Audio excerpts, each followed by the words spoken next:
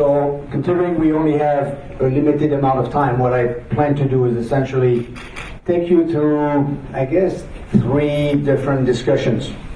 Так как у нас очень мало времени, я думаю, что я остановлюсь на 3 ключевых обсуждениях сегодня. I'll start with a brief, very brief discussion of who I am and where I come from, and in particular, what is that whole field of entrepreneurship, which is a relatively new one from an academic standpoint. Прежде я хочу поговорить о том, кто я, откуда приехал и что такое предпринимательство в принципе. Even in, I guess, Western Europe or US, when you talk entrepreneurship, you always have to be very careful to explain what it covers as a field. It is really loaded with a lot of misunderstandings. Если вы слышите такое понятие, как предпринимательство, например, в Восточной Европе, то здесь, конечно же, нужно его как-то более тщательно раскрыть, потому что оно не совсем очевидно. And a lot of my life has been about fighting those misunderstandings. So that will be my step number 2, which is really trying to make sure we understand what we mean by entrepreneurship.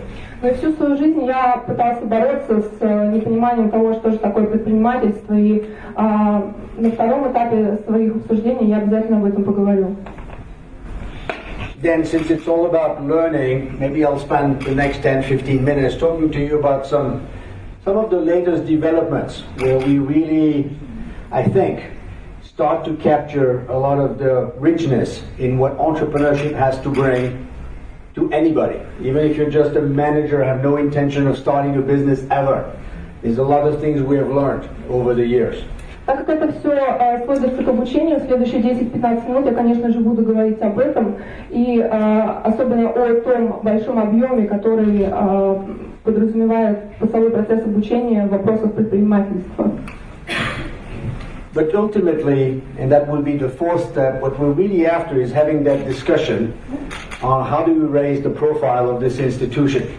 When you talk about, the 5-100 project, this is really what we're after, is what can we do to increase awareness, to increase visibility, and maybe the reach. And I'll share a few thoughts with you with examples that I was either part of or witnessed very close. На 4-м шаге я бы хотел поговорить о том, что же мы должны представлять из себя как институт, говоря о проекте 5.100. Good. So I'll start with I'm not sure this is always better, but I'll start with the easy ones. I have a slightly, I guess, used to be called non-traditional career as an academic. Many people will say that my brain was heavily polluted by actually doing things in the business sector. Сказать, что как ученый у меня достаточно необычная карьера, и многие говорят, что мой мозг захламлен различной ненужной информацией.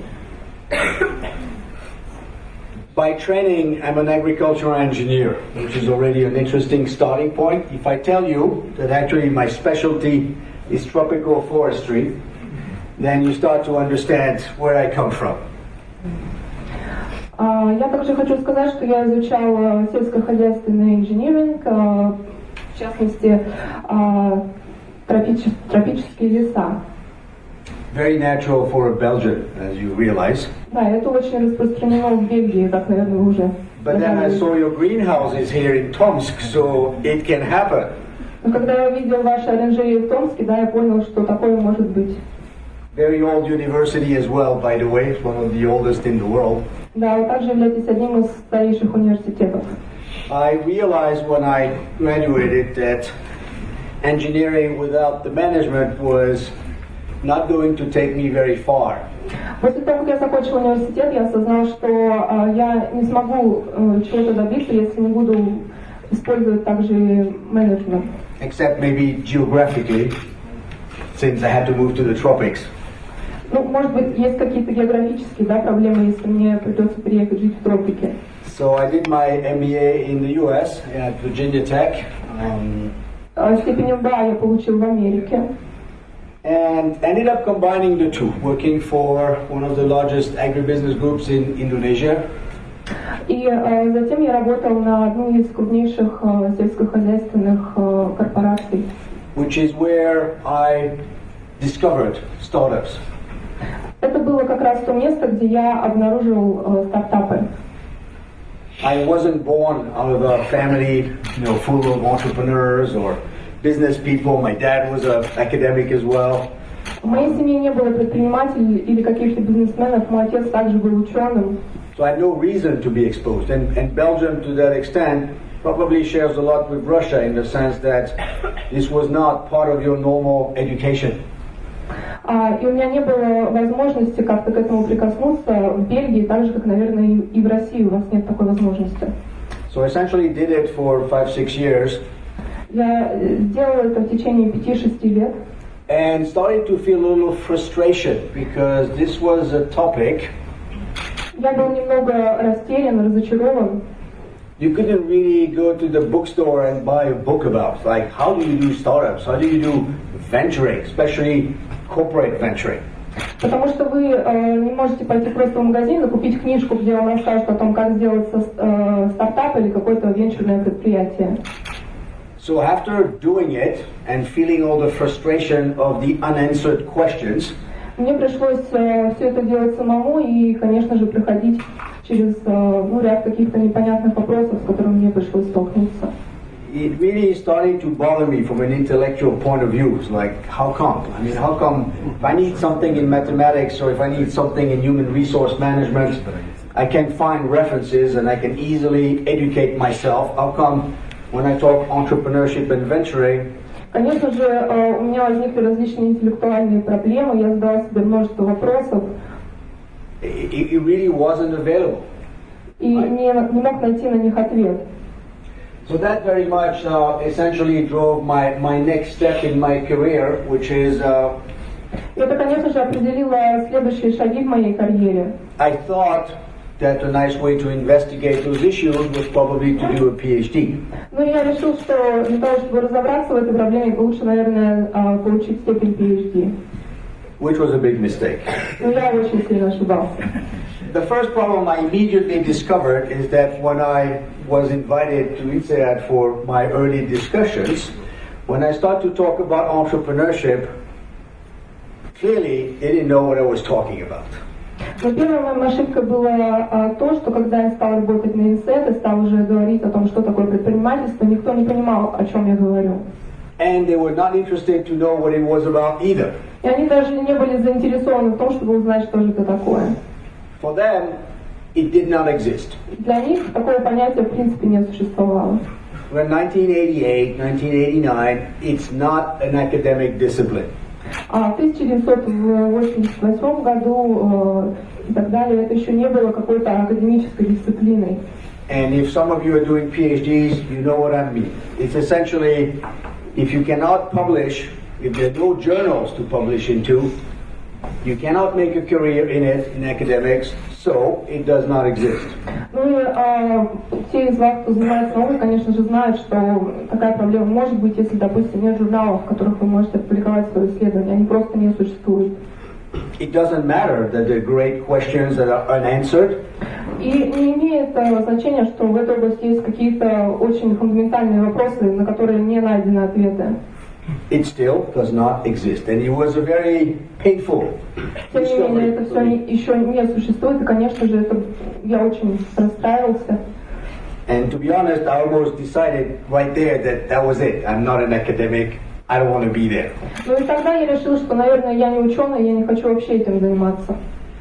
But then talking to some of those faculty, they convinced me that, okay, maybe there was a way to get around it as long as you host it or get hosted by a proper discipline. Like, я поговорила со своими коллегами, они сказали, что, наверное, есть возможность обойти этот вопрос, если вы рассмотрите какую-то другую дисциплину. Like strategy or like finance or like economics, those were properly established fields. Например, стратегия, финансы, экономика, потому что эти дисциплины, они уже достаточно сильно укрепились. So since I was an engineer, they told me, you probably like mathematics, you like formula, go into finance. Так как я был инженером, они мне сказали, ну ты, конечно же, любишь математику, формулы и так далее, вот попробуй себя в этом найти. So I did my PhD in finance. Я защитил PhD в финансах. It had to be somewhere, but it was camouflage to do the things that I really wanted to do. Да, тем не менее, в какой-то сфере я все-таки должен был защитить PhD. Я выбрал финансы, потому что более близко было к предпринимательству. Which was really to understand the issues faced by either very early stage companies or very fast growing companies. Я рассматривал те проблемы, с которыми сталкиваются компании на начале пути своего развития или какие-то маленькие, или компании, которые растут быстро. And those were the issues that were not properly covered by other disciplines, especially finance, actually. И эти вопросы не были хорошо освещены в других дисциплинах, в частности в финансах. Finance developed a whole set of theories and models practically for the very large, very established, very predictable type of firm. А в финансах было очень большое количество теорий и моделей для уже каких-то существующих, установившихся фирм. Which in retrospect, 30 years later, is almost amusing. Ну это, конечно же, 30 лет назад было просто потрясающе. Because when you think about it, those firms don't exist anymore. Потому что если вы сейчас об этом подумаете, эти фирмы больше не существуют. The world has changed. Потому что мир изменился. So, again, 30 years ago, this was considered completely wild. 30 лет назад мои идеи расценивали как какие-то дикие. Today it's probably mainstream. Но сейчас, скорее всего, это такая, очень популярная идея. So I did my PhD there, continued to teach for a couple more years. Я защищал, писал PhD и также преподавал в течение пары лет. But always felt like I was a pariah. I was someone that was not part of the mainstream. Но я всегда чувствовал себя каким-то изгоем. The joke is I grew a little tired of having to explain to people how to spell entrepreneurship. Да, и на самом деле есть такая шутка, что я устал объяснять людям, как правильно записывать слово предпринимательство. You always felt like you had to justify what you're doing. Я постоянно чувствовал, что мне приходилось оправдываться за то, что я делаю. So I wanted to get away from this, and there were very few places that actually considered entrepreneurship as a proper discipline and an important one. Мне хотелось как-то от этого отойти, и было несколько мест, которые рассматривали предпринимательство как важную дисциплину и уделяли этому достаточное внимание. Of the main universities and institutions, even in the US, virtually nobody was doing anything in entrepreneurship. Harvard had a little group.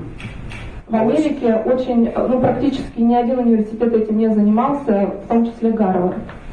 And I was working with one of their professors, Howard Stevenson, but he had the same problem. He was hiding. They were hiding between departments and making sure what you call a submarine operation. Make sure nobody notices you were there. Я работал с одним из профессоров этого университета, Ховардом Стивенсоном, и он столкнулся с теми же самыми проблемами, ему приходилось скрываться, как-то прятаться между различными департаментами. There was only one place which essentially was created entirely for entrepreneurship, which, to be honest, I didn't really know well, except their names kept coming up everywhere. Но на самом деле на тот момент было единственное место, где я мог себя найти, но я о нем тоже ничего не знал, слышал какие-то отдельные имена. It's what you call a specialty business school in the US, meaning you have a special dedication to one area. Это называется Specialty Business School в Америке. So I joined Babson in '93 after my PhD. В 1993 году, после того, как я защитил PhD, я поступил в Babson. And stayed there for about 7 years. И работал там в течение 7 лет. And I call it the entrepreneurship mecca because it was the only place that actually believed in entrepreneurship. Я называю это меккой предпринимательства, потому что это было единственное место, в котором верили в предпринимательство. As of today, it's still one of the, I think it's number 2 today in entrepreneurship. Сейчас, я думаю, они занимают второе место. Number 1 now is Stanford, which was a very late convert to the discipline. But of Сейчас course, первое место, наверное, занимает Стэнфорд. when they converted very well. They very aggressively. Да, а в один день они очень быстро, однажды они как-то быстро этого достигли. So at Babson I discovered that I was not an abnormality, I was not someone completely crazy. В Эпсоне мне сказали, что в принципе никаких сумасшедших идей у меня нет.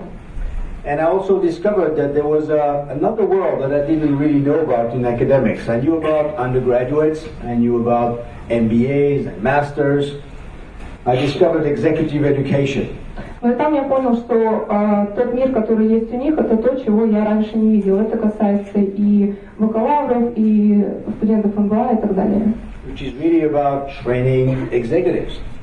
И они действительно учат управленцев. And I started to get really into that part of the world as well. It's like, how do you train corporate executives into being more entrepreneurial or intrapreneurial? Я начал в этом разбираться, как же вы учите корпоративных управленцев. Unfortunately, Babson's activities in executive education were relatively underdeveloped at the time. Но, к сожалению, то, что они тогда делали, было не на достаточно высоком уровне. So again, it was a situation of a great teaser. I was really excited by the possibilities, but not able to fulfill. Но те возможности, которые там предоставлялись, меня очень привлекали, они меня как-то раззадоривали, но тем не менее я не мог ими воспользоваться. Which brought me to Switzerland, and this is where IMD came in. Ну и затем я оказался в Швейцарии. It was really, if you think about it, the one and only, still today, it's one of the very, I think it's the only independent center that does nothing else but executive education. На данный момент я думаю, что это единственный независимый центр, который занимается подготовкой управленцев. And they faced a situation that is not dissimilar to what TSU is now contemplating. И сейчас они сталкиваются с ситуациями, которые также находятся в ТГУ. Their problem was they believed in entrepreneurship and didn't have any activities around it. Их проблема была в том, что они верили в предпринимательство, но не занимались никакой деятельностью. Everybody was doing it, and they lived in an ecosystem that was very supportive from a technology standpoint. Но тем не менее все этим занимались, и они находились в такой экосистеме, где невозможно было. But they were not teaching it, and they didn't know how to teach it, and they didn't know how to organize activities around it so that it would become a strong supporter of the institution. Но они не знали, как преподать дисциплины, как организовать и так далее.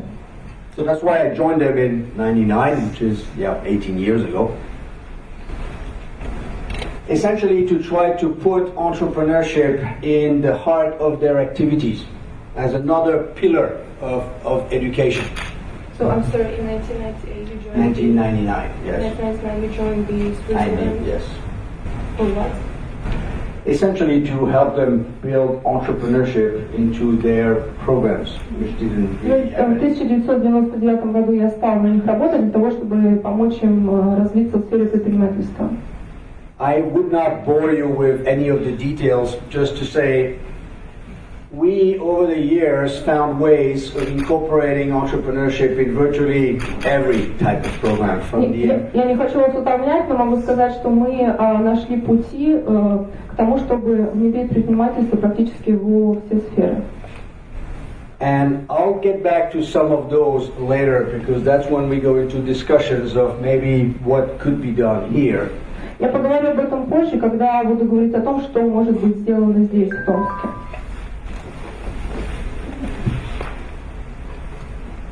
I'll skip some of those, they're not immediately relevant. IMD, as I said, is another specialty school, if you want to call it this way, this time on executive education, that's all.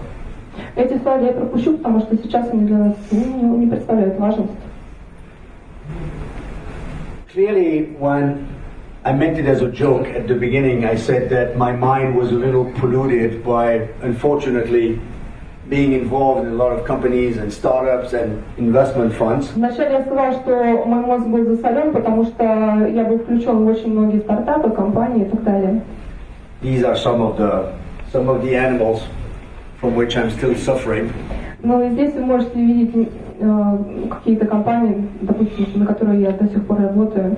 I've also been involved with a number of investment funds, mostly venture capital, but some of them are also growth funds in emerging markets. One of the latest I'm actually involved with right now is actually here in Russia. Я также работал с некоторыми венчурными предприятиями, фондами роста и так далее. Rebecca is probably the largest growth funds today in Latin America. Rebecca это, наверное, наиболее крупный фонд роста в Латинской Америке на данный момент. And again, we could discuss later. I don't want to. Мы опять же об этом поговорим позднее. And yes, I've been on a number of boards as well of more established companies. Evoco is actually a private equity fund as well. Чего это компания частных инвестиций, я также был членом различных корпоративных советов. When you get into a field like entrepreneurship, the first problem you face is what is an acceptable research method if you're an academic? Если, допустим, вы работаете в сфере предпринимательства, конечно же, первый вопрос, с которым вы сталкиваетесь, это what is the focus? Research methods. Какие исследовательские методы могут быть здесь применены? When you're dealing with something that is by definition multidisciplinary, если вы занимаетесь чем-то, что по определению является мультидисциплинарным, that question always comes up, just like where am I going to publish, because I may be using methods that reviewers are not very familiar with. Этот вопрос очень часто возникает, потому что вы задаете себе другой вопрос, где я могу опубликоваться, какие рецензенты будут это просматривать. So when I look back to the many papers I published, it's really methods that have been borrowed from all kinds of things. There is nothing that is really entrepreneurship in the methods. Если я посмотрю то большое количество статей, которые уже опубликованы, я могу сказать, что там на самом деле нет ничего, что касается предпринимательства. When I need to publish in a strategy journal, I tend to go with strategy methods, like very large scale panel data type of analysis. Если я хочу опубликоваться в каком-то журнале по стратегии, мне, конечно, нужно подходить к этому вопросу с точки зрения стратегии. If I go into an entrepreneurship journal, you realize that they may be satisfied with smaller size samples. Если вы хотите публиковаться в каком-то предпринимательском журнале, то заметите, что они, наоборот, рассматривают выборки меньшего значения. And again, I could go into details, but considering the time we have, I'll probably skip. Я, конечно, могу об этом еще говорить, но так как у нас мало времени, я остановлюсь. This was going into one of the really fundamental questions in European venture capital. Это один из фундаментальных вопросов в европейском венчурном капитале. Which is the role played by government and the public sector. Здесь ключевую роль играют правительство и публичный сектор. In other words, how is the government best intervening to create an industry if it considers that it's not big enough or effective enough? Но здесь возникает вопрос о том, как правительство может помочь в этом вопросе. Should they create their own funds, public Они venture должны capital создавать funds? свои собственные открытые фонды или какие-то частные. Or should they set an environment that is actually supportive of private? Или они должны создать какую-то среду, которая будет либо поддерживающей, либо какой-то индивидуальной. So there were a lot of theories in the field as to what the role was. In general, Там, конечно же, существует очень много теорий насчет роли государства в этом вопросе. not very supportive of direct government interventions. На самом деле правительство, наверное, не совсем уступает за прямое вмешательство в вопросы предпринимательства. And what we showed was an interesting mix of things that people have been expecting. One is that Но здесь мы, конечно, можем видеть такое смешение того, что люди ожидают. one is government never seeds an industry. They don't start anything. That the government's role in venture capital was not in seeding it, in not creating the industry. И роль правительства, наверное, заключается не в том, чтобы создавать предпринимательство. But on the other hand, their role was not completely bad either. Is that when they did intervene, it sent a very strong signal that they were supported at least. Тем не менее, мы не можем сказать, что у них была какая-то отрицательная роль, потому что когда они вмешивались, все равно это служило каким-то сигналом к росту. So in general, it didn't kill the private venture capital funds either. Ну, мы также не можем сказать, что это убило какие-то венчурные капиталы. So anyway, I will go very fast just to point out that when you're dealing with situations or fields like entrepreneurship, the approaches from a research standpoint have to be very diverse. Если вы подходите к предпринимательству с точки зрения науки, то здесь нужно применять какие-то разносторонние подходы. And we borrowed with pride, as we always say, from all kinds of disciplines. Ну и мы с гордостью можем позаимствовать что-то из многих дисциплин. Even from finance. Ну, даже, например, из финансов. Now, the one area that is more specific to management schools or business schools is what we call clinical studies. Клинические исследования – это такая достаточно специфическая область для различных школ менеджмента и управления.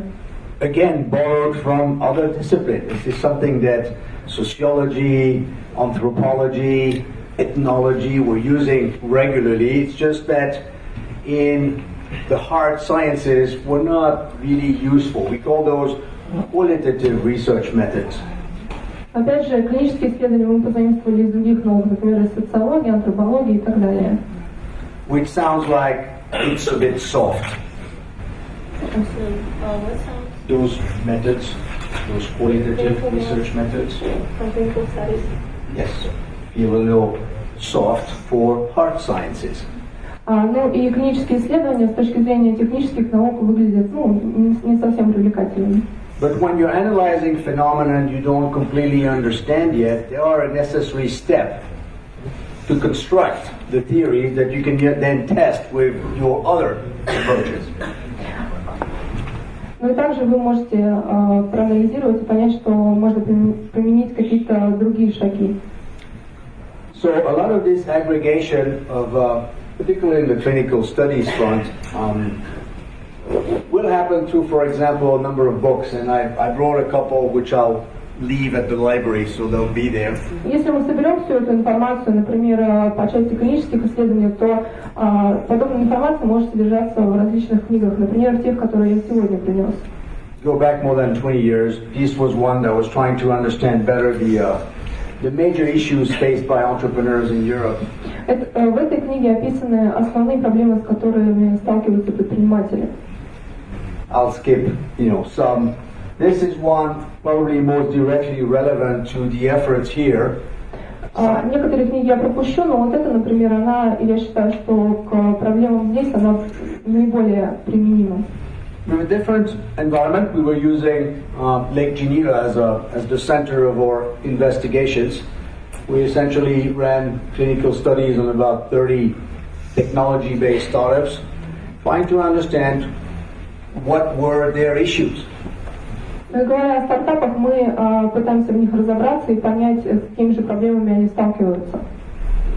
Of course, with the intent to try to learn, how to help them essentially become more efficient.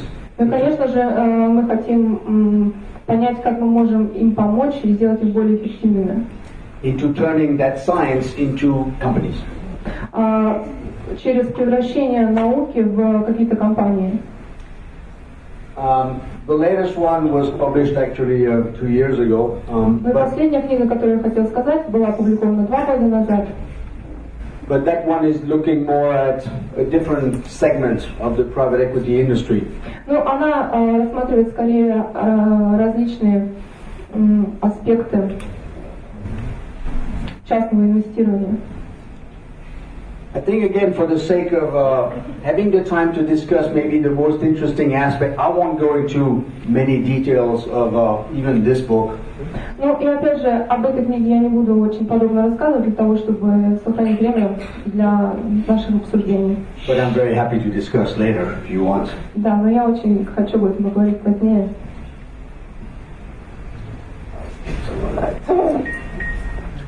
I wanted to take you instead into those issues I mentioned at the beginning. What do we mean by entrepreneurship? Но сейчас я хотела поговорить с вами о том, о чем говорил в начале, что же такое предпринимательство. You want to use entrepreneurship as one of those linchpins or connecting pin. Вы хотите использовать предпринимательство как какое-то связывающее устройство. Between technology, science, academics, между технологиями, наукой и учеными. And impact. И, конечно же, влиянием, которое это все оказывает. And it has that potential. For me, it is the missing link. It is the thing that usually prohibits leveraging essentially this fundamental science that is happening massively, for example, here. Но на самом деле, как я вижу, действительно можно рассмотреть такой подход.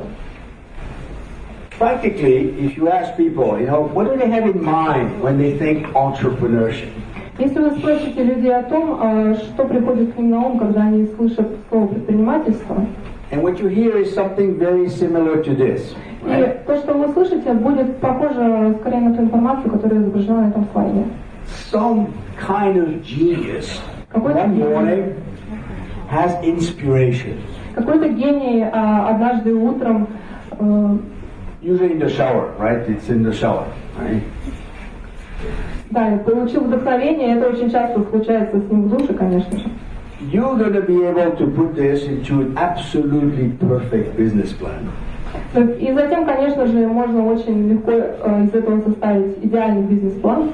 And you're going to find is perfect investors who are going to delude you with money. Ну и затем вы найдете идеальных инвесторов, которые просто осыпят вас своими деньгами. Of course, you're going to build an amazing business story, which leads to probably an initial public offering. Ну и затем, конечно же, у вас будет потрясающая бизнес-история, и вы выйдете на IPO. Today we would say of the unicorn type, the multi-billion-dollar. Станете мультимиллиардером. And then you can retire on some sunny island somewhere. Ну и затем идете на пенсию где-нибудь на каком-нибудь острове. So the image people have is something that looks very much like that. Ну, конечно же, те картинки, которые вертятся у них в голове, вот выглядят как-то так. And I always have to tell people, it's the wrong images. Ну, я всегда говорю людям, нет, вы ошибаетесь. It's cute, but that's not what entrepreneurship is about. Да, это, конечно, классно, но на самом деле предпринимательство совсем выглядит по-другому. If you think reality, first of all, you realize that the average entrepreneur age is close to 40. В реальности же средний возраст предпринимателя приближается к 40 годам. Not 21. Не к 21. And by the way, if you're in statistics, you know that an average at 40 probably means nothing. Но если вы занимаетесь статистикой, вы знаете, что it probably means that it's between the age of 20 and 60, right? Если мы говорим о том, что средний возраст составляет 40, на самом деле это не так, это скорее где-то от 20 до 60. So that really doesn't say anything. На самом деле это ни о чем не говорит. The original ideas is very strange, but I've never ever seen anybody that was successful with an initial idea. These ideas have to evolve, they have to morph, they have to change. Я ни разу не видел человека, который бы добился успеха со своей первоначальной идеей, потому что она должна как-то эволюционировать и изменяться. I have a bad habit. I collect business plans. It's terrible. У меня есть плохая привычка, я собираю бизнес-планы. People collect antiques, they collect cars. No, I collect business plans. Кто-то собирает антиквариаты, машины, а я собираю бизнес-планы. And I save them. Right? Да, я их сохраняю дома. And then when they become successful, I pull them out.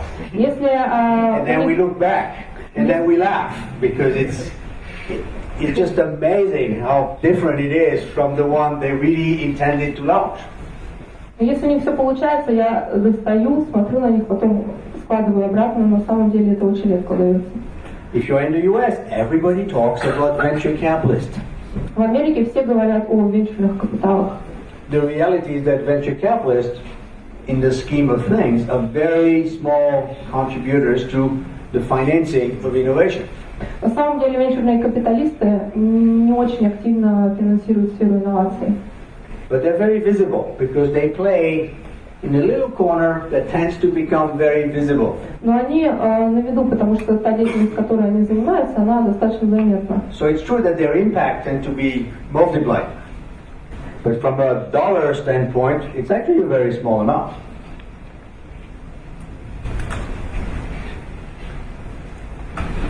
That doesn't exist in Russia, so. Sorry. So you're saying that what they do is gets multiplied? I'm saying that if people always think startup equal venture capital, I say no. In most of the cases, startup does not equal venture capital. There's a lot of other places you can raise money from. Venture capitalists, all in all, actually a very small investor. From a dollar standpoint. Я говорю о том, что если вы думаете о том, что из венчурных капиталов можно как-то достать деньги, на самом деле это не так. And by the way, IPOs are a very rare thing. Ну и IPO тоже достаточно редко встречается. So, I mean, obviously that's not the right story. So, I tend to be a little provocative when I teach, right? And I like to shake people up immediately and make them, you know.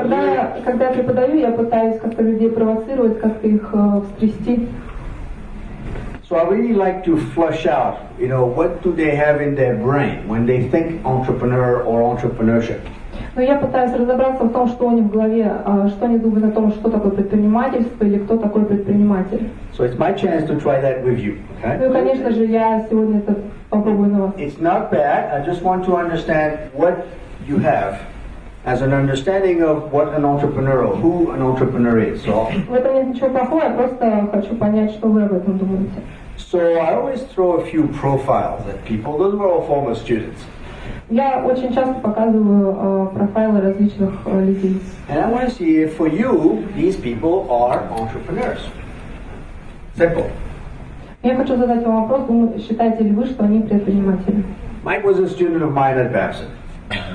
Майк был студентом. Asian American, educated at Babson. Essentially, his parents bought a couple of franchises. They're running Pizza Hut and Kentucky Fried Chicken and McDonald's, and they had 5 or 6 in the Boston area. Он закончил Бэксон, у его родителей было пара франшиз, например, Pizza Hut. Very successful, and you can make a lot of money if you run a McDonald's store very well. Ну, конечно же, вы заработаете большие деньги, если будете управлять, например, Макдональдсом хорошо. Does this guy meet your criteria as an entrepreneur? Как вы считаете, он предприниматель? Соответствует ли он вашим критериям от I've got a предпринимателя? lot of no's here already. He's not an entrepreneur because he doesn't involve into the entrepreneurial risks. So he might be a part of the big company as he's only got. Okay, so he doesn't take the risk. I would beg to disagree with that part. His money is at stake. Entrepreneurial risk. Okay, so you're talking now the idea, or he didn't create it, he didn't innovate, which is actually what a franchise is. Franchise is like a pre-packaged business model, right? Я немного с вами не согласен, потому что, тем не менее, его деньги есть в этом, родители его воспользуются франшизой, а франшиза это уже подразумевает, что вы берете уже какую-то созданную идею. So according to you, entrepreneurship is all about the risk, the entrepreneurial risk, right? That without risk, there is no entrepreneuring. Ну, вы пытаетесь сказать, что предпринимательство это скорее предпринимательский риск. Если человек не идет на это, значит вы не можете сказать, что он предприниматель. And if you find a way to lower that risk, essentially by buying a model that has already been tested, но если вы пытаетесь свести эти риски к минимуму, в частности, приобретая франшизу, you're not an entrepreneur anymore. Вы больше не являетесь предпринимателем. I guess it's involved venture risks. big money. The idea that the opportunity to get this money is not from the outside, from his family or someone else. The money is theirs, huh? The money they invest is entirely their money, right? They didn't get it from anybody. They just, and you're right, they bought into someone else's business model, pre-tested, pre-packaged. That's the definition of franchise. I'm sorry, I'm a bit manipulative, I know, right? I get that answer a lot of times, right? Because somewhere people feel like, no, it cannot be a complete entrepreneur because he didn't have the idea. And that's what I want to discuss as a first issue, right? Очень часто люди говорят, что мы не можем сказать про этого человека, что он предприниматель, потому что у него нет своей какой-то идеи. Does it have to be your idea, or is it about implementing whatever? Так что же такое предпринимательство? У вас должна быть своя идея, или вы просто должны внедрить какую-то идею? Honestly, if we had to limit entrepreneurship to something innovative in the idea, you would eliminate 99.999% of entrepreneurs in the world. Если мы будем подходить к предпринимательству с точки зрения инноваций, тогда нам придется исключить 99% всего предпринимательства, которое есть. So don't eliminate it. I know it feels a little weird, right? It's like, no, I mean, it doesn't have to be yours. You can be better in implementing. I'll give you one that will play a different card. Okay, these two guys are the two names you will usually see associated with a product many people know, maybe here also, called Nespresso. Но эти два человека, которых вы можете видеть на слайде, очень часто ассоциируются с компанией Nespresso, которую вы уже слышали. This Nestle coffee system. It's machines and capsules of relatively premium espresso coffee. Nespresso — это такой автомат, который приготавливает кофе. On the left, Eric Farmer was working for Nestle Research Center. И Эрик работал на исследовательский центр Nestle. He's a scientist, was always a scientist, and probably will always remain a scientist. Он ученый, всегда был ученым, и, наверное, им останется. He's a fanatic researcher Он очень фанатичный исследователь и очень фанатично исследует именно кофе. How do you extract all the flavor of a coffee bean? Как вы можете из кофейного зерна получить все возможные вкусы? 30 years of research 30 лет исследований. and a lot of patents in that sector. И очень много каких-то шаблонов были созданы вот именно в этом секторе. Except after 20 years of research, Затем, после 20 лет исследования, all the findings were still in the lab. все финансирование находилось все еще в лаборатории. Nothing was happening. И ничего в итоге не произошло. So someone at Nestle headquarters Ну и кто-то в штаб-квартире Nestle figured out there was a little problem to get this technology into the market. понял, что есть какая-то проблема того, как вывести эти технологии на рынок. So they hired this guy, Они раскрывали вот этого парня, Jean-Paul Gaillard, at the time was working for Philip Morris. Жан-Поль Галлар, который в то время работал на Philip Morris. Pure marketing guy. И он очень хорошо разбирался в маркетинге. Honestly, doesn't understand technology at all. На самом деле он вообще никак не разбирался в технологиях. When he was at Philip Morris, he's the guy who built a brand that I think was in Russia as well, called Marlboro Classics. Но когда он работал на Philip Morris, его задача была в продвижении бренда Marlboro Classic, который может It was a быть... clothing line that had the Marlboro brand on it, which was a way to advertise cigarettes without talking about cigarettes. Которая, возможно, также известна в России. Marlboro Classic was a fashion line. It was actually clothing, complete clothing line with stores. It was selling American-style clothing with a Marlboro label on it, which allowed them to advertise in many countries that did not allow advertising for cigarettes. They were not selling cigarettes, they were selling clothes. Таким образом, он мог продвигать свой бренд в тех странах, в которых была запрещена реклама сигарет, так как он эту рекламу размещал на одежде. So they brought this guy in and they said, look, we have labs, we have 50 patents Но on... затем они пригласили его, сказали, смотри, у нас есть лаборатория, у нас есть около 50 шаблонов. What would you do with it? Что ты будешь с этим делать? And he's the guy who put together the Nespresso concept. Ну и этот парень как раз-таки создал концепцию Неспрессо. Which is a mix of some very easy to use machines, capsules, coffee club, premium types of coffees. Это представляет собой систему каких-то кофемашин, капсул и так далее, которые достаточно легко использовать. Which turned into one of the most profitable lines within Nestle. Это оказалось одной из самых прибыльных линеек Nestle. Today it's a company that does about 4 billion euro in turnover.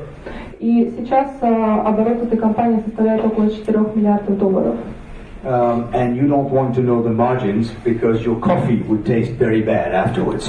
Ну и, конечно, вы не хотите знать о том, какие сделки они заключали, иначе вкус вашего кофе очень сильно испортится. My question, you should expect it now, is which of those guys would be the entrepreneurs in your mind? Но сейчас я хочу спросить, как вы считаете, они являются предпринимателями? I know it's embarrassing because it's all within Nestle, right? So we're back to the problem, right? Yeah. But really, I guess thereby we need to determine the definition. okay, these guys started from nothing and ended up creating an absolutely phenomenal cash machine. Nespresso is probably the most amazing cash machine I've ever seen. Seriously. In terms of margins, in terms of growth, it's been serious double-digit growth for 20 years.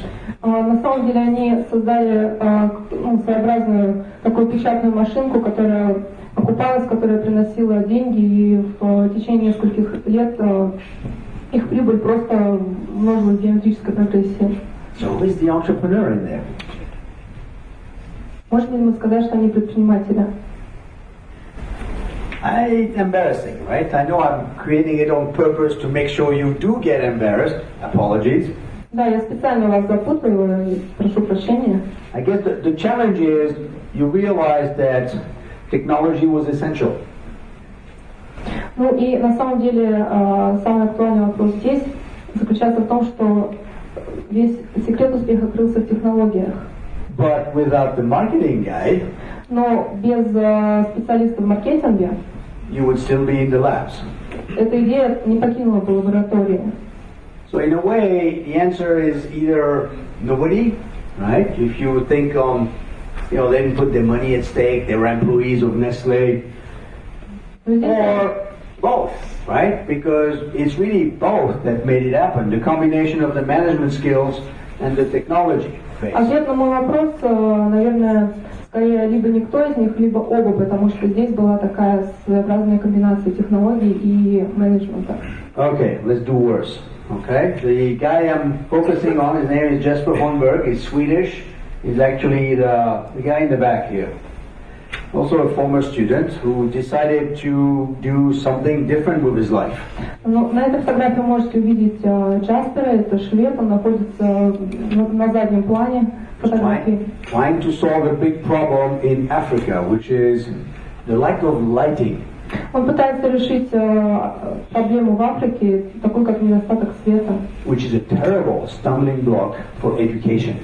Ну, конечно же, это отражает, влияет очень сильно на получение образования. When kids go home at night, first of all, under the tropics, evenings comes very early. Так как они находятся в тропиках, вечер темнеет достаточно рано, и детям приходится возвращаться со школы домой уже в темное время суток. They can't do their homeworks, they can't prepare for class, and it holds them back. И затем они не могут подготовиться нормально к школе. So he created a company called Gibwets, which essentially sells solar lights, lights that you can recharge during the day and will give you 5 hours of light in the evening. И он создал компанию GiveWatts, которая...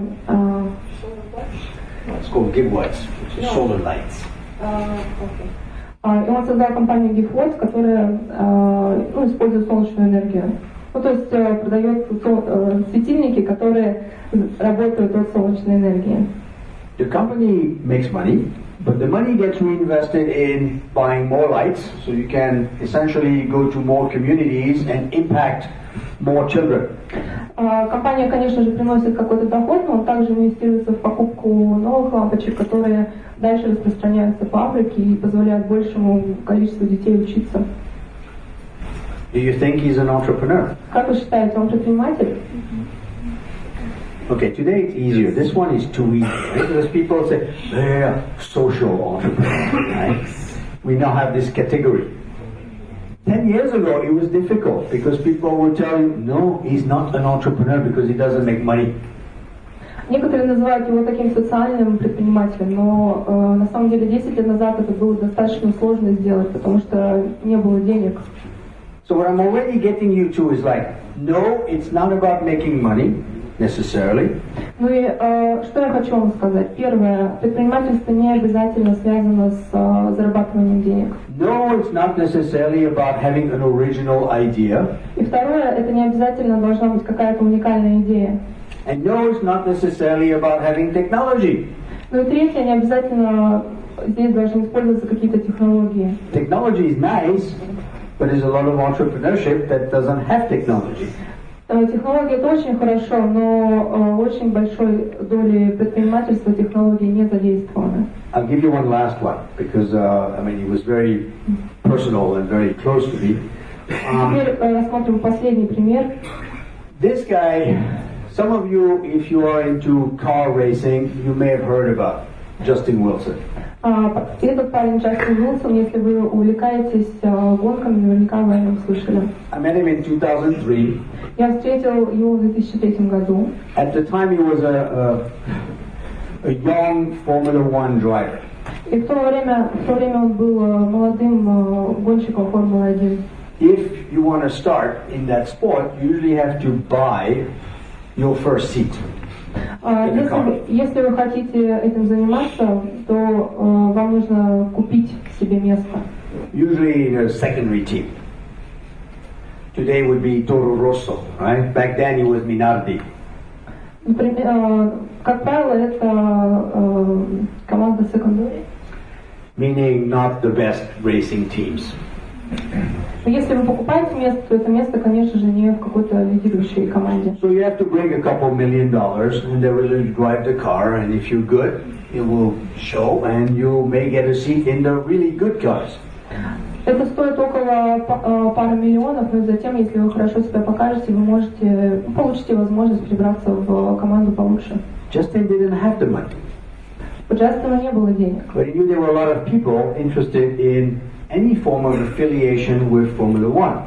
У него не было денег, но он знал, что очень большое количество людей хотят как-то ассоциироваться с Формулой-1. What you would call fans, right? Ну, мы можем назвать их фанатами.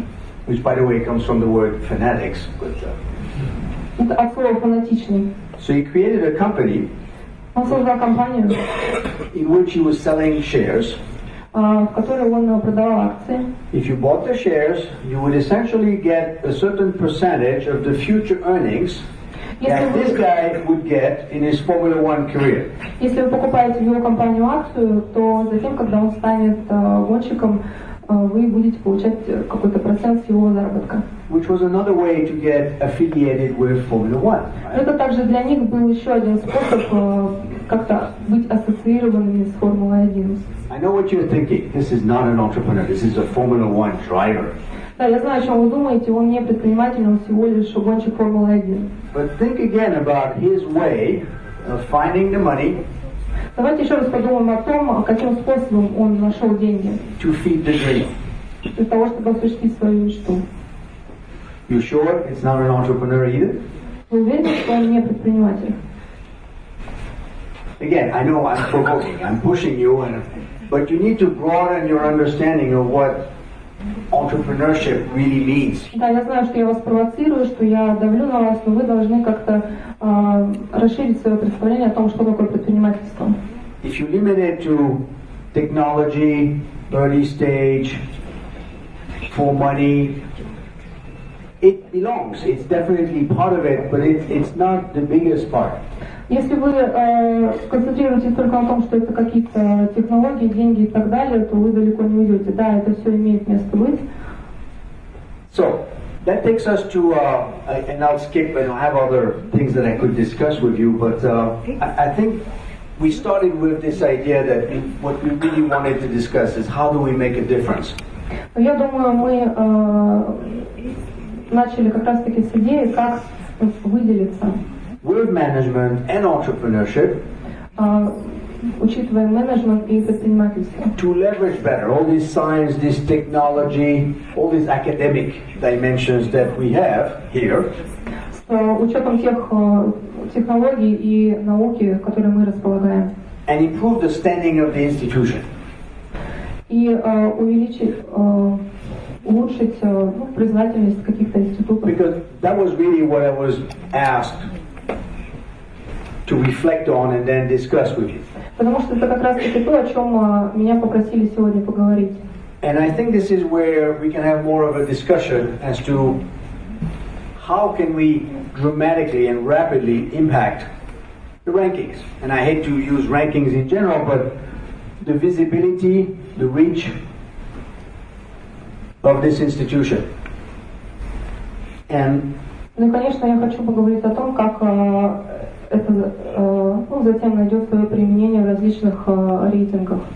And maybe I'll use a bit too much of a business kind of approach, but there's a couple of dimensions I wanted to share with you. A couple of examples also coming from other institutions that tried it.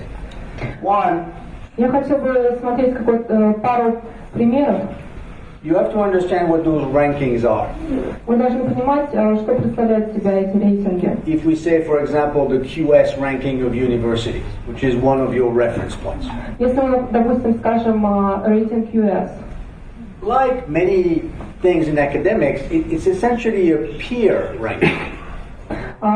Точно так же, как и большинство каких-то рейтингов в научной среде. Every year I get a little survey from QS that asks me to say, okay, which institution do I consider to be really tops in those various areas? Каждый год я получаю от QS опросник, где меня просят выбрать топовые университеты. If they don't know you, you're never going to be on those rankings. Если они не знают о вас, то вы никогда не окажетесь в этом рейтинге.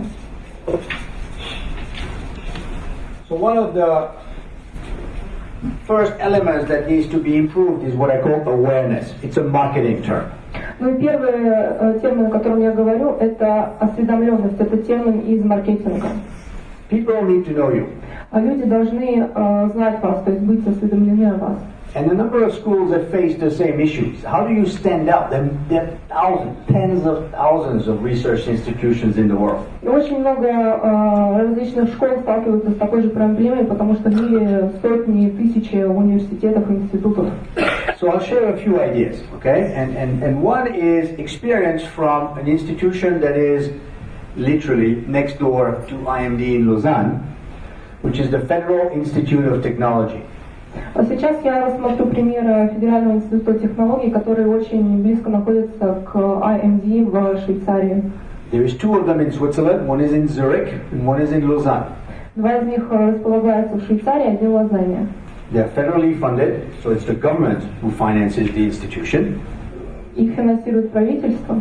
And it's a pure science and engineering school. И они занимаются в основном наукой и техникой. Zurich is the most famous one.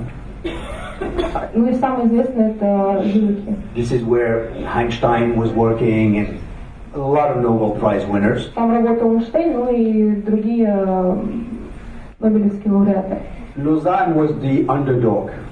It's the French-speaking part of Switzerland. It's a minority, right? Лозанну раньше не рассматривали всерьез, это была франкоговорящая часть Швейцарии. When I arrived in Switzerland 20 years ago, когда я прибыл в Швейцарию 20 лет назад, that Federal Institute of Technology in Lausanne also had a new president. Этот федеральный университет в Лозанне на тот момент также появился у них новый президент. He and I arrived more or less at the same time, so we became friends very quickly. Он и я одновременно стали работать на этот университет и очень быстро подружились. He had the same problem, is how do I raise the awareness У него была та же самая проблема. Как повысить узнаваемость? of the institution, especially in the face of my colleagues from Zurich, Как повысить узнаваемость университета, особенно среди моих коллег из Цюриха. and he used a couple of tricks. And I'm just suggesting that maybe there is something to think about there. И он воспользовался парочкой таких трюков. One of the tricks that worked extremely well for him И один из них очень хорошо сработал. was his use of what he called multidisciplinary challenges. И один из таких трюков назывался междисциплинарный вызов. I'll explain, don't worry. Challenges. The first one he grabbed was essentially brought to him by an individual that owned a big pharma company. Ну и один такой пример предоставил ему собственник бизнеса. The company was called Serono. It's now part of Merck Serono, Компания называлась Savona, which is really a biotechnology company. она занимается биотехнологиями. But that was not the point. The point was this individual, Rich, was a sailing fanatic. He loved sailing, big sailing boats. Он был очень богат и был фанатом продаж. And his dream was he wanted to win the America's Cup, which is one of the most famous sailing competitions. Он был очень большим фанатом лодок и хотел выиграть кубок. And the president of the university said, well, hold on a minute. We have all the competencies in-house, except they are in different departments. Но президент сказал, у нас есть все компетенции. We have people that are specialists in fluid dynamics. У нас есть специалисты по динамике жидкостей. We have people that are specialists in aerodynamics. Aerodynamics. У нас есть специалисты по аэродинамике. We have people that are specialists in materials, composite materials. Также есть специалисты по композитным материалам. We have people that are specialists in electronic systems for navigation. Например, также специалистов в электронных системах навигации. And they never work together. И они никогда не работали вместе. Why don't we hop on this story and become technology partner to the America's Cup effort? И почему бы нам не стать партнерами и не объединиться? It ended up being a 10-year association between the institution and this private sailing guy. Ну и в итоге они проработали вместе 10 лет. I don't know how visible it was in Russia, but in Europe, this Alingi challenge, as it became known, Я не знаю, насколько это известно в России, но в Европе это IMD Challenge получил очень широкую огласку. was everywhere. They ended up winning the America's Cup. It was the first time the America's Cup was brought back to Europe after a century. Они выиграли в итоге кубок, и это было впервые за век, когда этот кубок вернулся в Европу. So he used these external challenges, multifunctional challenges, as a way to get his own people in the institution to work together to raise the visibility of the school. Он использовал какие-то внешние вызовы для того, чтобы повысить узнаваемость своего университета. That was the original project.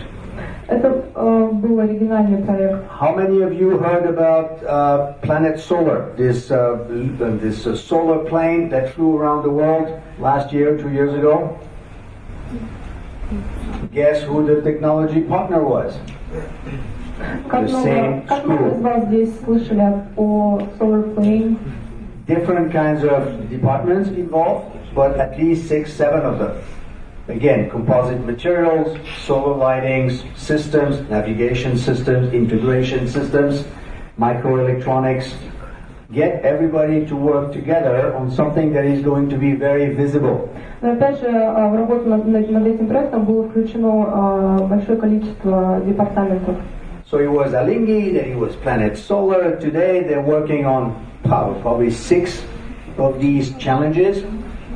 Сегодня они работают примерно над 6 подобными вызовами. One of which is the ESA, the European Space Agency, microsatellite projects.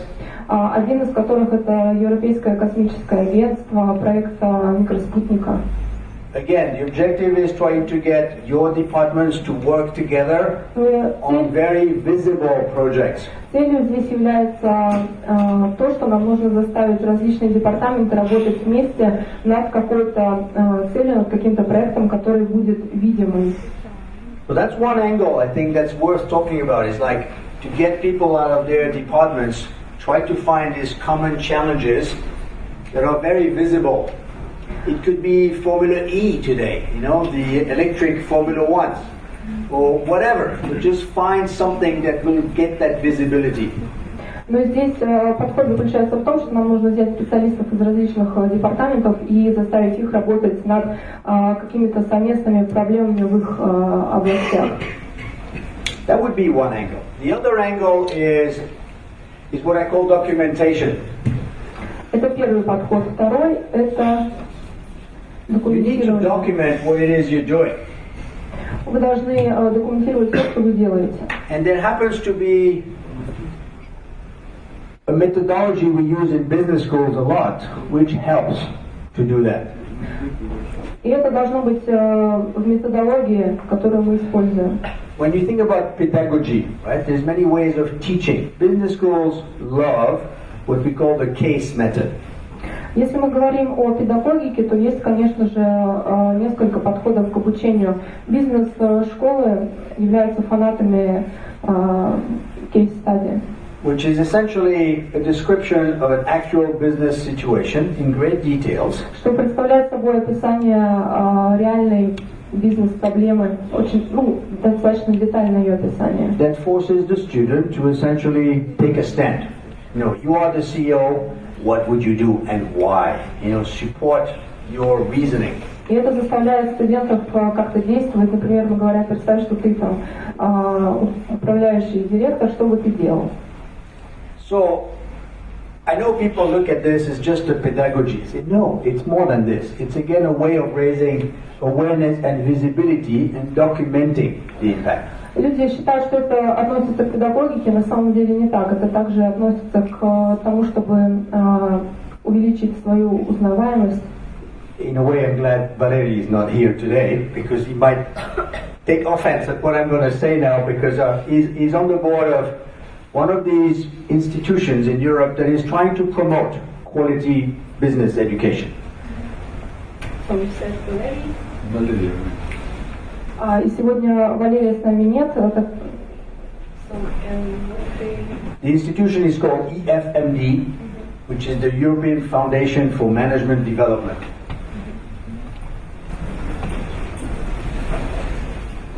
EFMD does many things in promoting business education. One of the things they do is run a case writing competition every year. Европейский фонд по развитию менеджмента каждый год запускает различные конкурсы по кейс-стадии. Their specificity is that theirs is very much, again, using academic terms, is a peer review competition. Но это конкурс, который затем проходит рецензирование. There's another center in the US and in Europe called the Case Center, which has a different approach, which is really, I guess you would call that a citation-based case competition based on adoptions. И в Америке, в Европе есть другой конкурс, который как-то адаптирует подобные кейсы. Yesterday, it's not public yet, that's why I'm glad he's not here. It's public end of the week. But I received notice that, I won another one of those awards this year. In a discipline, it's not mine, to be honest. It's in supply chain and logistics. Я получила удовлетворение о том, что я выиграл какую-то премию в области цепочки поставок, но на самом деле это не та сфера, в которой я работаю. I guess you're wondering why am I talking about this here? Вы, наверное, удивляетесь, почему я сейчас об этом говорю. Well, the case is about a Russian company. Ну, на самом деле я говорю сейчас о российской компании. It's actually about Adidas, Russia, and CIS, because they pulled together. Я говорю о компании Adidas. And what the case did was document the transformation of Adidas in Russia in the last 4 years.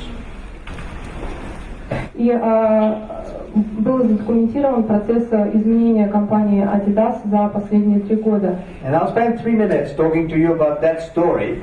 Я потрачу только 3 минуты, чтобы поговорить об этом.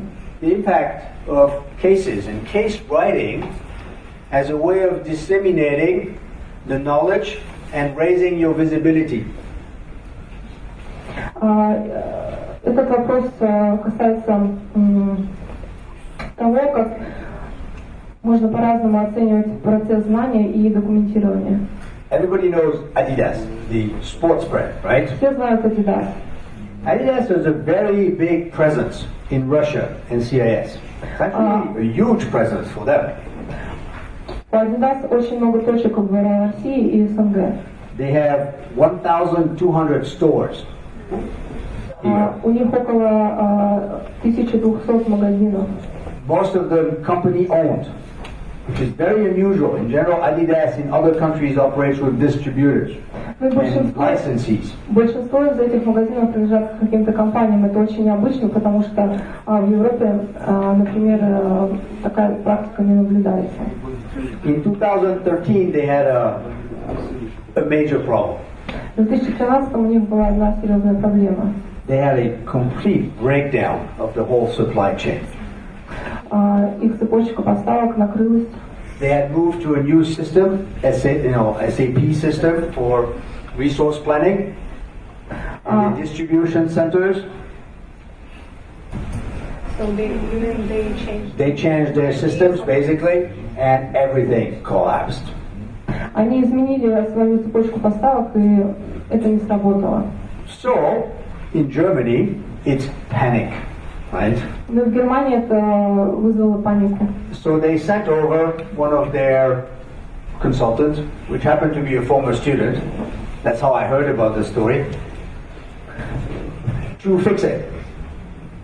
Различные консультанты собрались для того, чтобы обсудить, как можно это изменить. So he arrives in Moscow. He's actually American.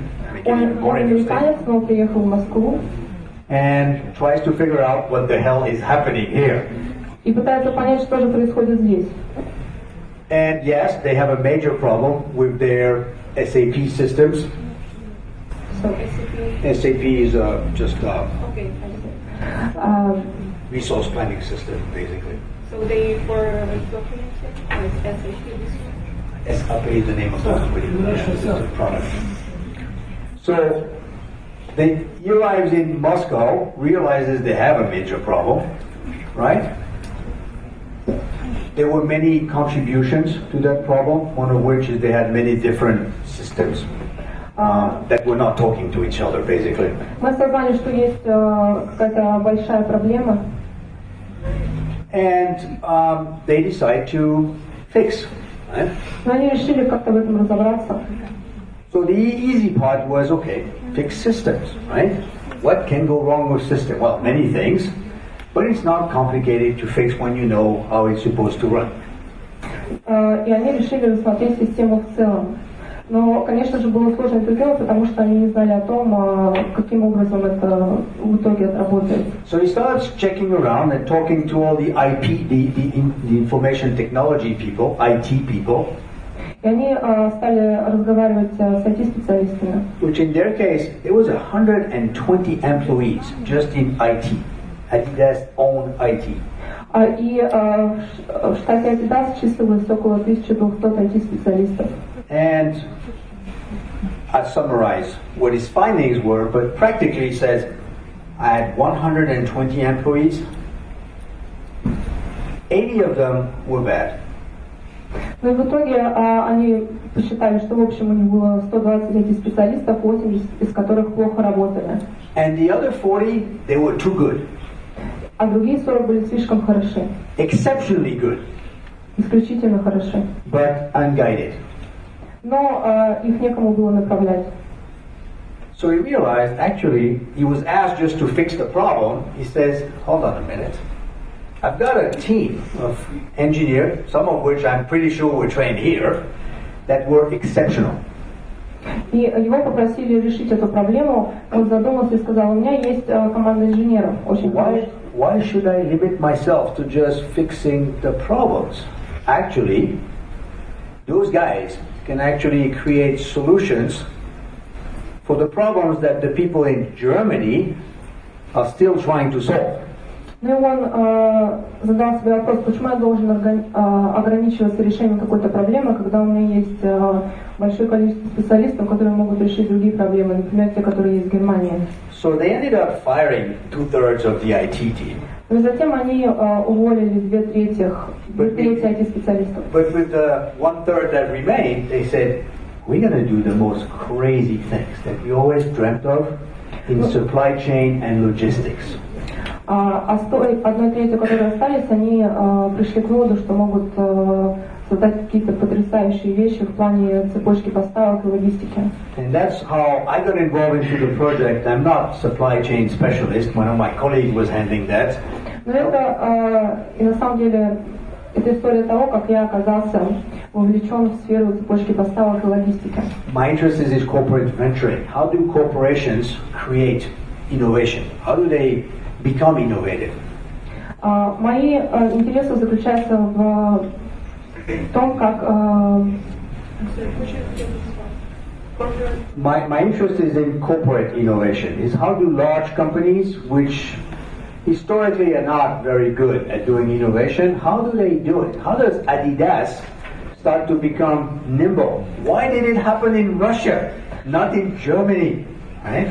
Я заинтересован в корпоративных инновациях, особенно в той части, как компании, у которых изначально не было каких-то предпосылок для развития, затем стали обладателями достаточно широких инноваций. And what happened is there was a managing director for Adidas, well, still the same one today, who is an Australian who has been active in Russia for about 15 years. He's been here for a long time.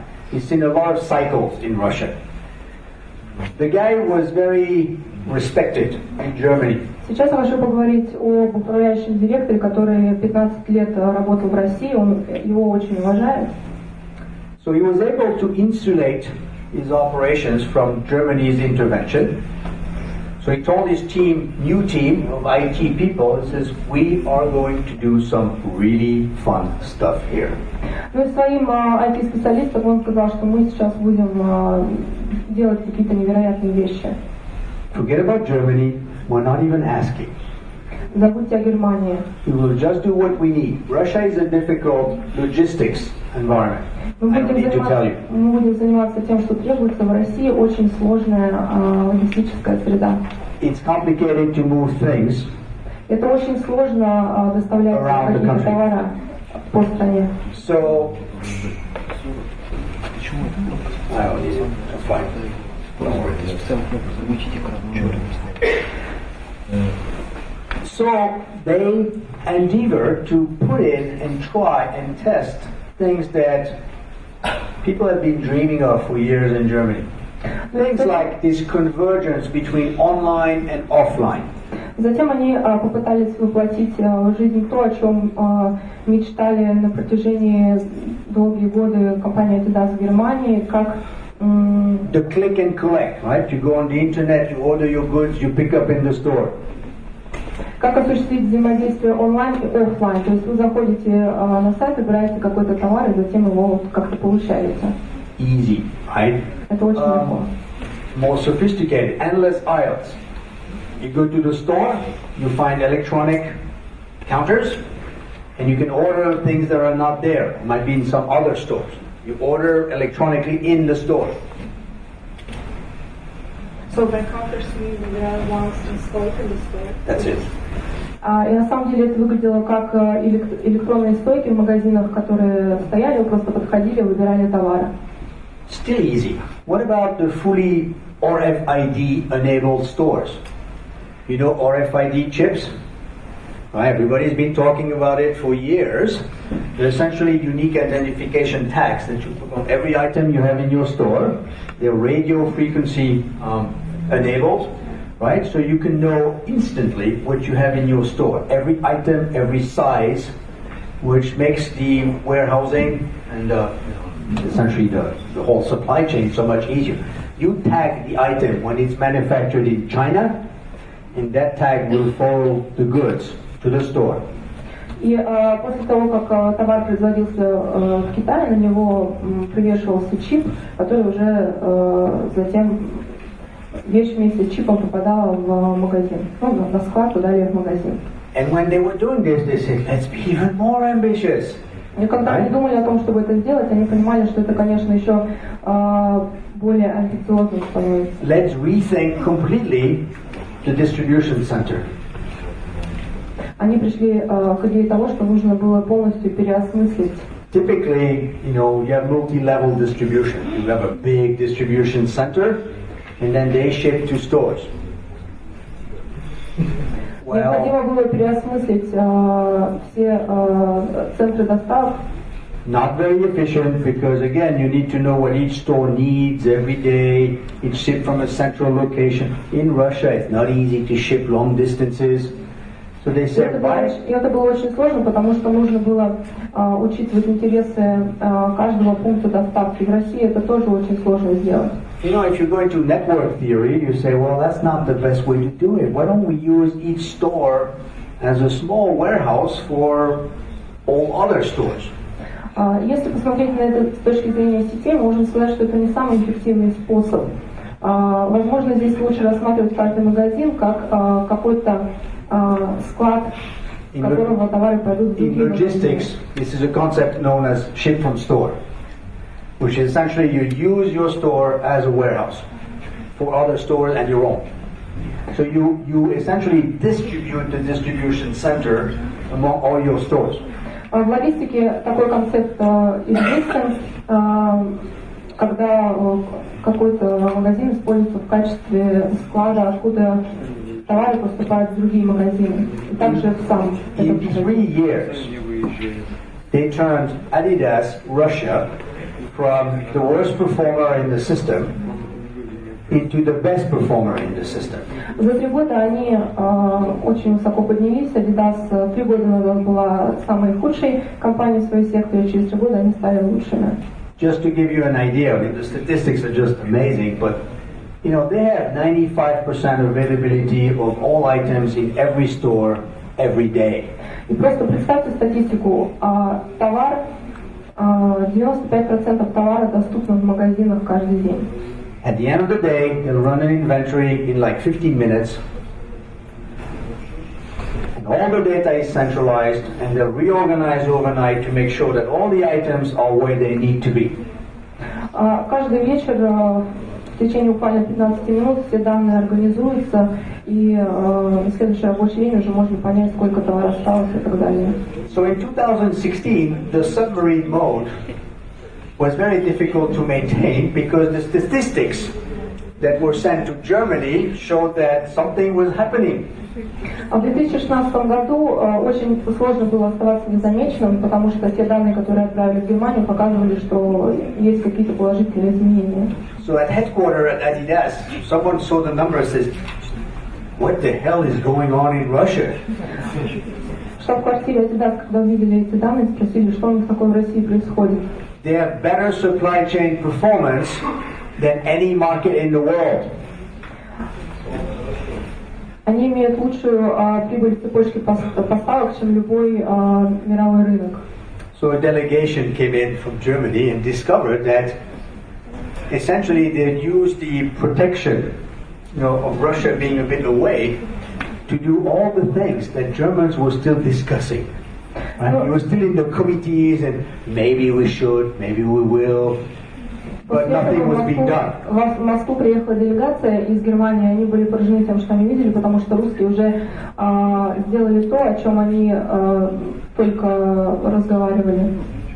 So great people, good support.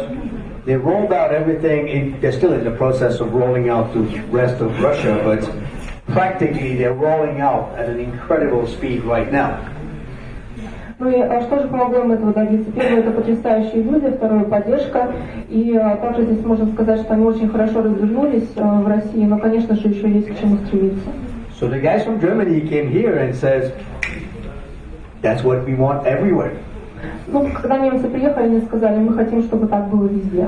So my student was telling me about very interesting moments he had last year in late 2016. He was moved from Russia. He's now in charge of global rollout of this supply chain system. В конце 2016 года мой студент поделился своим интересным опытом. Он переехал из России, покинул Россию. So in December he was in the US. Занимался вообще, опять же, вот разворотом поставок Adidas. Essentially explaining to the American IT and supply chain experts at Adidas. И в декабре он уже общался с американскими экспертами по вопросам цепочки поставок. That the new performance standard from now on was going to be Russia. Что сейчас стандартными работы будут являться российские показатели. He said it was an interesting moment in his life, right? Это был очень интересный момент в его жизни. And he faced a lot of resistance initially because people were not expecting. Он встретил очень много сопротивления, потому что люди этого не ожидали. So again, the reason I'm mentioning this is you don't do a good job at advertising what is actually being done. То, что, о чем я хочу сказать, не нужно уделять большое внимание рекламе того, что было сделано. And I've done about, I think 6 cases in Russia with the last 6 years, probably one a year, right? And you have so many companies that are of the same type. В России существует большое количество компаний схожего типа. Companies that, even here, you don't really know who they are, right? Даже компании, которые находятся здесь, в Томске, вы не обо всех них знаете. I worked with a company called Splat. You know Splat? Toothpaste and hygiene. Я работаю в компании Splat, которая занимается производством зубной пасты. Selling into China. И они продают свои товары в Китае. Russian toothpaste into China. Российская зубная паста продается в Китае. Quite successfully. Довольно успешно. Rusagla, right? I know, agribusiness, who cares? Или Sunwell. It was actually one of the fastest growing companies in the last couple of years Это in the world. Компания агробизнеса пару лет назад она была одной из самых быстро растущих в мире. You have a collection of those stories here, which is longer than you even know. У вас есть очень большое количество подобных историй, о которых вы даже пока не знаете. So one of my recommendations is also if you want to increase visibility, cases are a very nice way to do this because cases circulate between business schools around the world. Ну и еще один совет, если вы хотите улучшить свою видимость, подумайте о том, чтобы создавать кейсы, потому что они очень хорошо циркулируют в кругах различных бизнес-школ. It starts as clinical research, it ends up as fantastic teaching material that circulates and builds your reputation. Затем это будет распространяться и работать на вашу репутацию. The third element is, we're network economy, so one of the things you really need to develop is, where can I become an essential node in the system? We call it a nexus in the network.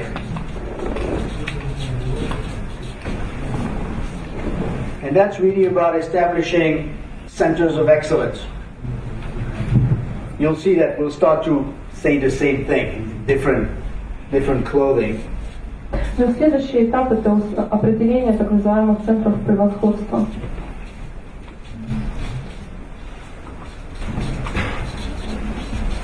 which is another way of getting people to work around essential topics for which you can get visibility. I heard about oncology research. Это еще один способ заставить людей работать над какими-то фундаментальными проблемами. Например, недавно я слышал о подобной работе в сфере онкологии. If you think about what cancer research involves today, it's actually multidisciplinary by nature. Если вы задумаетесь о том, что сейчас представляет собой исследование рака, то в этом вопросе применяется междисциплинарный подход. Today you're talking about radiotherapies, immunotherapies. It's really at the crossroads of many disciplines. Это касается традиционной терапии, иммунотерапии и так далее. На самом деле это исследование рака является таким аспектом, где встречается очень много. It's interesting because I faced the same kind of stories in Belgium, where I originally come from. Я столкнулся с подобной ситуацией в Бельгии, где я родился. Superb little companies nobody has ever heard of. Очень маленькая компания, которую никто не знает. One of the companies I discovered 15 years ago was a small one called IMD Applications, IBA. Маленькая компания, которую я узнал 15 лет назад, IBM. I'm sure you've never heard about them either, right? Okay, if I tell you they control 90% of the world market in probably the most advanced techniques in cancer treatment. Если я вам скажу, что они контролируют порядка 90% рынка в... It's called proton therapy, which is again the latest iterations on all various types of radiation therapies. Лечение рака. Nobody knew about them until we started to write the case about them, and Никто не знал до того, как мы не стали писать кейс о них. And then they became very well known around the world. И затем они стали узнаваемы в мире. If you go to every major cancer treatment center in the U.S., from Mass General to all the centers in California and Florida, every single one of them will have an IBA proton therapy center today. Если вы обратитесь в крупнейшие центры по лечению рака в Америке, то все они используют разработки IBA. So my point is, when I heard your extremely ambitious plans to raise the profile of the institution and move up, a couple of hundred places in the rankings. Когда я услышал ваши амбициозные планы о том, чтобы подняться на пару сотен позиций в рейтингах, what came to my mind is this is ambitious, and ambition is good. Я понял, что это очень амбициозные планы, и амбиции это очень хорошо. But you need to break the walls. You need to kind of think outside of the traditional boxes. Вы должны применить какой-то нестандартный подход. You have issues with this location, for example, right? I mean, your beaches will never compare to California or Tel Aviv, right? That's the way it is. Tomsk is Tomsk, right? У вас есть какие-то проблемы, связанные с нашим географическим положением. Например, пляжи Томска никогда не сравнятся с... So you really have to find the angles on which you can differentiate from other technology centers in the world. Вам нужно подумать о том, как отличаться от других технологических центров мира. No, it's not going to be the beaches, I'm afraid, right? But you have a lot of other angles in which there is an excellence that is recognized. So you're saying that nothing is No, there's some, technology is a very broad term, right? Within technology, there are sectors in which Russia is recognized, and Tomsk has a history of having delivered great minds. People know that, and maybe they need to know more of that, right? Which is part of documenting this. But when you talk about physics, mathematics, algorithms today, big data, people are all coming to Russia already to get a lot of the developments done.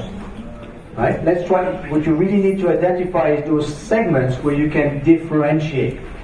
Если мы говорим о физике, математике, каких-то алгоритмах или больших данных, то, конечно же, когда люди обращаются в Россию, они ожидают, что-то получить, и вам нужно в каждой из этих сфер найти что-то свое. So again, I'm realizing that I'm kind of running past my time here, but if you combine this different ways of getting people to work together across the fields, whether it's a center of excellence, we mentioned oncology, that's definitely one area, but it could be external challenges, it could be an ESA microsatellite project, it can be anything, Russian or outside. I would even go for non-Russian projects to get even more exposure. Если вы возьмете коллег, которые будут работать над какими-то совместными проблемами, то это может привести к созданию, например, центров превосходства и так далее. The same way, I mean, exchanges of students, exchanges of faculty. То же самое обмены студентами, обмены преподавателями. Documentation of all these efforts through case methods and case writing. И документирование всего, что вы делаете, посредством написания кейсов. You get an amazing mileage out of this. The big business schools in the world all develop significant cases and, to be honest, earn their standing because of that. И все выдающиеся бизнес-школы занимаются написанием кейсов, и, по правде говоря, именно это и заставляет их отличаться от других и выделяться. So anyway, those were just a couple of thoughts. I wanted to share with you some experiences I lived through and I thought were similar in some respect with the ambitious plans here. I hope they help you also kind of visualize the path forward. It's ambitious, but of course, we need that. I mean, science and development and creativity have always needed this kind of we call them moonshots, right? You need to shoot very high, right? And then it's a matter of trying to organize the pieces so that you don't repeat mistakes that have been done in the past. Competing on science only is a very, very difficult thing. Я поделился с вами своим опытом, какие-то свои мысли высказал. Учитывая ваши амбициозные планы, я могу сказать, что, конечно же, вы метите высоко, и здесь очень важно не повторять предыдущие ошибки. I realize I'm beyond my time, so probably the best thing to do now, if it's feasible, if there are questions, I'm of course very happy to address any questions. I had many other things I would have been happy to discuss, but for the sake of the clock. Мне еще есть что вам рассказать, но чтобы не задерживать вас, может быть, у вас есть какие-то вопросы, я с удовольствием на них отвечу. I'm open to any question on entrepreneurship, можете задавать любые вопросы. QS rankings or whatever.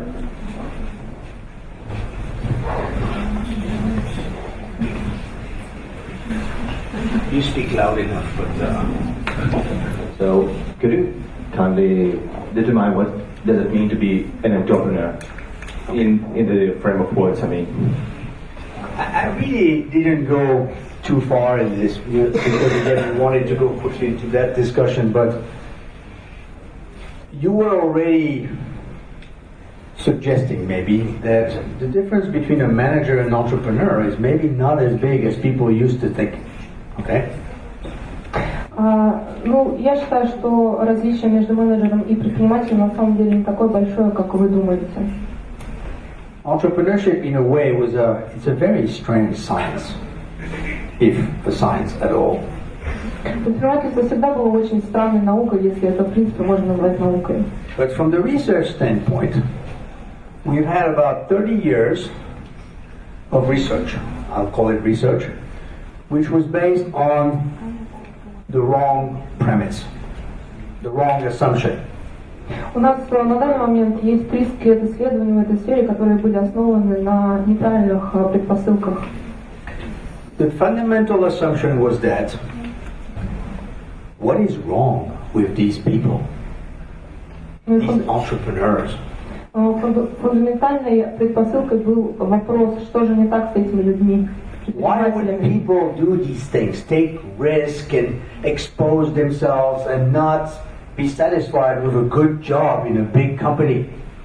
or the government is better. Почему люди хотят рисковать, почему их не удовлетворяет работа в какой-то хорошей компании? And when you look back, it's amazing how much research was conducted on that premise. Это, конечно, потрясающе, учитывая то количество исследований, которое было посвящено этой проблеме. If you started a new venture, right, something must be fundamentally wrong, either with your brain, your mind, your hormones, your risk evaluations, but something had to be wrong. Потому что если вы какое-то предприятие начинаете, то однозначно что-то у вас идет не так. Или проблемы с головой, или с гормонами, или вы неправильно риски свои оцениваете. We have dozens of studies that looked at things as incredible as maybe your testosterone level is incorrect, right? Or it's your thyroid gland that is not functioning well. Отдельный ряд исследований говорит о том, что, возможно, у вас какие-то проблемы с тестостероном или с какими-то другими, или с какими-то железами. 30 years of research essentially showed nothing. Nothing, nothing, nothing. We never found anything specific, physiologically specific about an entrepreneur. Never. 30 лет исследований показали, что с точки зрения физиологии в предпринимательстве нет ничего особенного. The only thing we found, and it's very funny, is about risk attitude. People always thought entrepreneurs are people who like risk. Единственное, что мы нашли, это отношение людей к риску. Им всем нравился риск. And what we found is exactly the opposite. And actually, entrepreneurs as a whole are slightly more risk averse. So they hate risk a little bit more than the population as a whole. Мы думали, что им будет нравиться риск, но на самом деле мы обнаружили, что они наоборот уклоняются от риска. Which is exactly the opposite of what people always assume. Это, конечно же, не сходится с тем, что люди предполагают, когда говорят о предпринимательстве. Actually, the interesting question then is, if they don't like it, why do they take some risks? Но вопрос, конечно же, заключается в том, если им риск не нравится, зачем они идут на это? And it kind of forced a reset of the research agenda, which happened about 20 years ago. Ну и, возможно, здесь нужно как-то по-другому поставить исследовательскую цель, которая была поставлена 30 лет назад. Or at least started around the year 2000, where people said, okay, forget this. There is nothing specific about entrepreneurs. Right? There's nothing physiological, there's nothing pathological in some cases. Right? But maybe entrepreneurs are people that, because they're confronted with similar situations, would develop some very unique, very rational, not irrational, rational ways of behaving. Но на самом деле, возможно, у этого есть какие-то другие причины. Мы определили, что физиологических, патологических причин у этого нет. Возможно, люди столкнулись с какими-то другими проблемами, которые позволили развить в них уникальные рациональные качества. I know I'm taking a very long route to answering your question. It's coming, right? Mm-hmm. This gave rise to a set of theories. We call it effectuation. И это положило начало нескольким теориям, которые мы называем эффективность. Which is a terrible word, even in English. I have no idea what the translation is in Russian. But behind effectuation, there is actually a very simple concept. They use the verb to effect, which is not used every day in conversations, but it exists. Okay, we can use the name of the word, an effect, but you can use it as a verb. To effect is to make things happen. Концепция, которая лежит за эффектуацией, заключается в том, что вам нужно оказывать какой-то эффект, что-то делать, что-то предпринимать. And to be honest, that's the definition we use today of what is an entrepreneur, right? На самом деле, это и есть определение предпринимателя, которое мы используем сегодня. An entrepreneur is someone who makes things happen. Потому что предприниматель это тот человек, который действует. And I particularly like that definition because it doesn't necessarily involve startups. Could be at any stage of the company. Мне очень нравится это определение, потому что оно не включает в себя стартапы, это может быть на любом этапе развития компании. It doesn't say you have to do it independently, alone. Это определение не говорит о том, что вы должны это делать самостоятельно, в одиночку. You can do it within a corporation. Можете это сделать в рамках какой-то компании. It can involve technology, but it doesn't have to involve technology. Здесь могут использоваться технологии, но не обязательно. So that definition is the most all-encompassing that we have, and personally, I like it. I think that's the way we should think about it. Ну, это определение является наиболее всеобъемлющим, и на самом деле оно мне очень нравится, я думаю, что мы его должны использовать. And in the context of what we were trying to discuss today, which is really how do you bridge technology, research, academics, and impact businesses, that's what entrepreneurship is really fundamentally about. И сегодня мы говорили о том, как же соединить между собой технологии, исследования ученых и какие-то, скажем так, бизнес-результаты их деятельности. Я думаю, что здесь данное определение предпринимательства подходит. I think you have all been very, very patient with me. I'm watching the clock there. I don't want to hold you any longer. I think this was an interesting discussion already yesterday, and I think we'll be continuing today as to the role of management / entrepreneurship, because for me they kind of belong to the same club. Within this institution, how to raise the profile, how to raise the visibility, and the impact that this institution can have, because it deserves to have this, and of course these new buildings are a tribute to this future impact. Я смотрю на часы и хочу сказать вам спасибо за то, что вы проявили такое терпение ко мне. Thank you very much. Unless there are any more questions, I'm happy to take offline as well.